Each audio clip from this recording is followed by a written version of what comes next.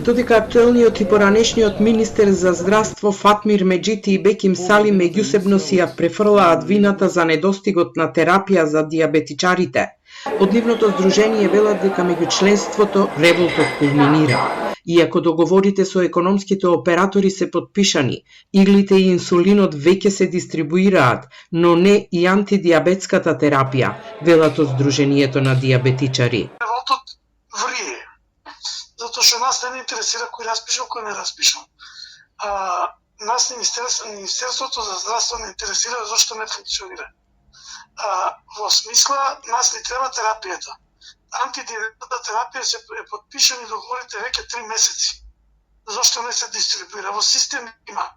Ако отидете во инсулинска аптека, има се запишано, ништо нема дистрибуира, не се носи. Зошто не се носи? Нас не е јасно.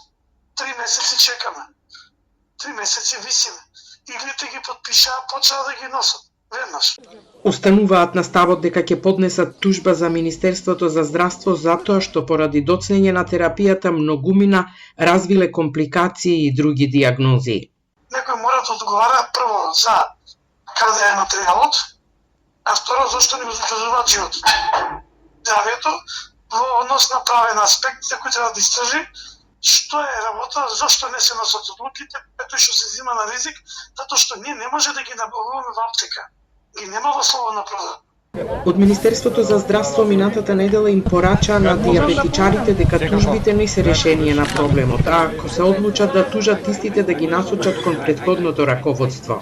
Поранешниот министер Беким Сали денеска пак рече дека сите проекти кои министерот Меджити не може или не знае како да ги реализира, го обвинува претходното раководство. Тврди дека сите постапки за дијабетичарите биле навреме спроведени, но веќе немале мандат да ја завршат процедурата. Јас не знам зошто каснат инсулините, тука е новиот министер кој што треба да каже зошто каснат.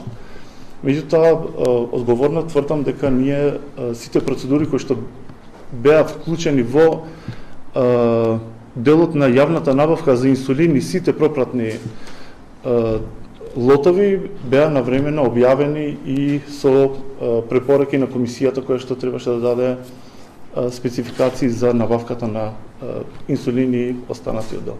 Од Министерството за здравство пред неколку дена соопштија дека се прават напори да се надминат проблемите со кои се соочуваат лицата со дијабет и се коригираат пропустите од претходното раководство на Министерството за здравство. Најавија дека неделава повторно ќе го повикаат на средба Здруженијето на дијабетичари.